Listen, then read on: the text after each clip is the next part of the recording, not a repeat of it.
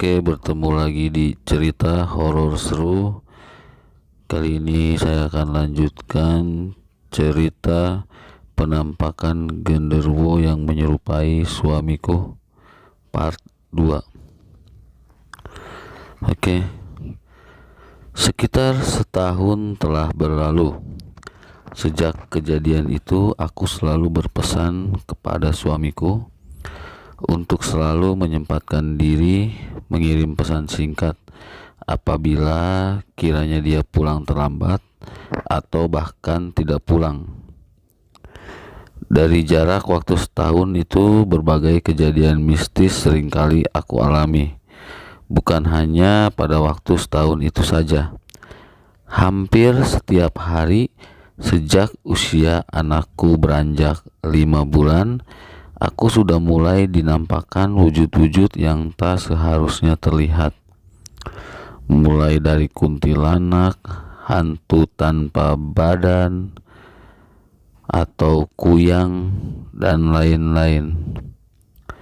Namun kali ini aku mau fokus menceritakan kisah makhluk berbulu atau yang sering disebut genderuwo itu. Setelah kejadian setahun lalu, aku setiap hari selalu was-was.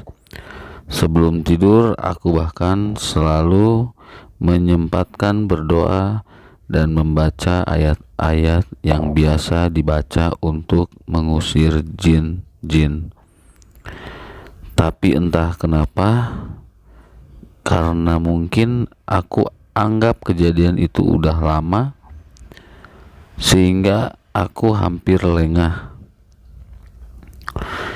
3 hari sebelum kejadian, aku selalu memanjat pohon jambu air yang kebetulan pohonnya sedang berbuah lebat dan tepat di tepi jendela kamar tidur aku. Pohonnya sangat amat rindang dan berdaun lebat. Bahkan cahaya hampir tidak menembus kamar tidurku, dan itu selalu kulakukan sore hari sekitar jam 4 lebih.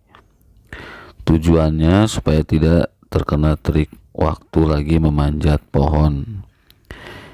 3 hari itu aku selalu lambat menutup jendela kamar tidur. Selalu aku tutup setelah azan maghrib berkumandang.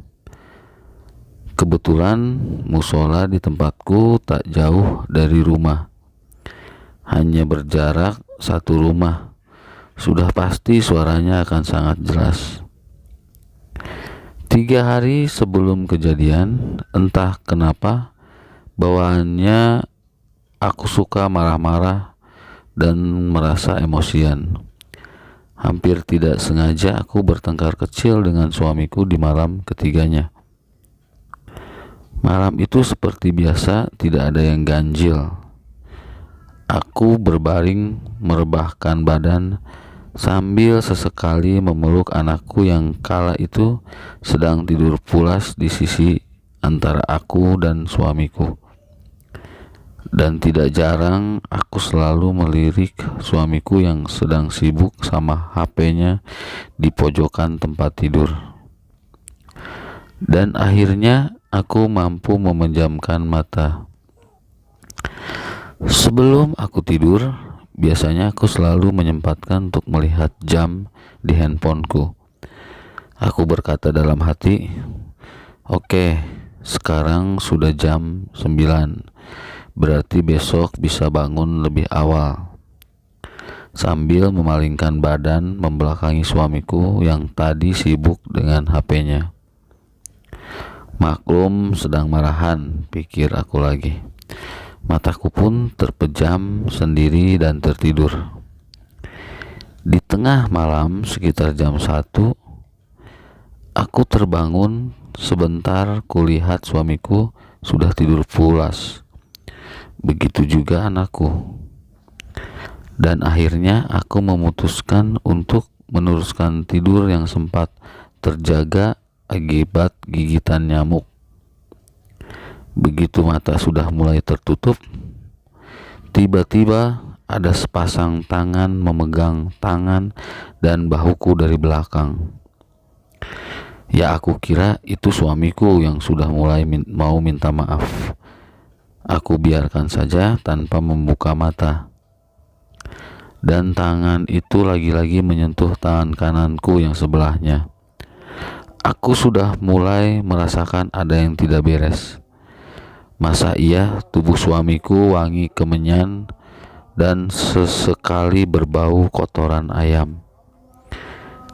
Tiba-tiba wajahku ditutup kain sarung batik panjang yang kebetulan aku taruh di samping kepalaku saat itu. Namun selapis aku enggan membuka mata.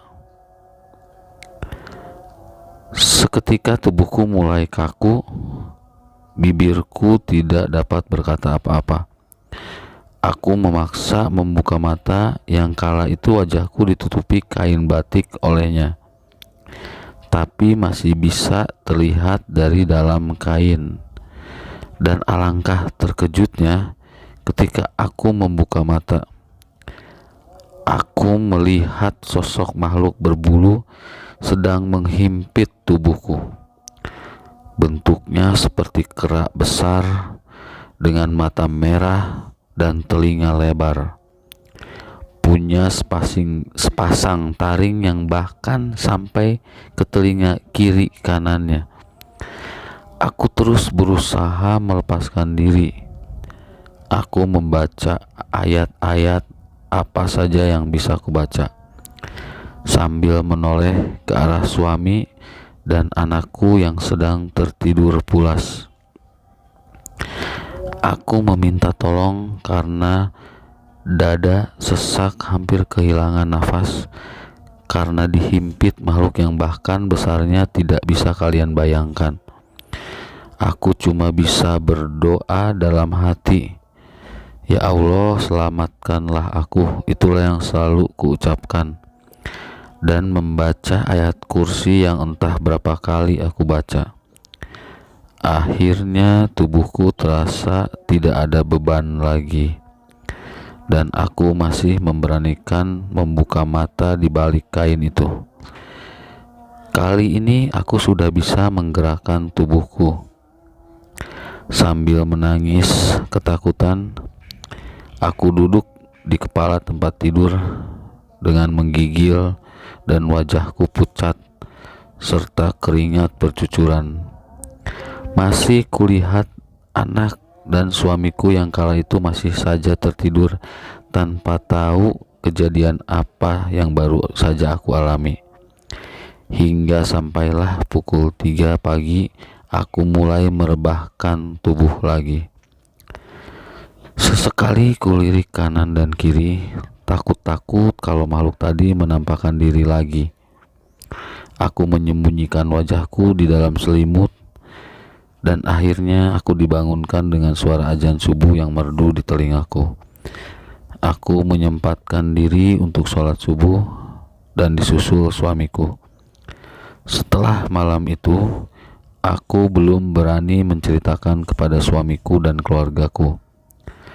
Sampai 3 hari kemudian aku mulai menceritakan kepada mama mertuaku, yang kebetulan cuma dia yang selalu kuajak cerita.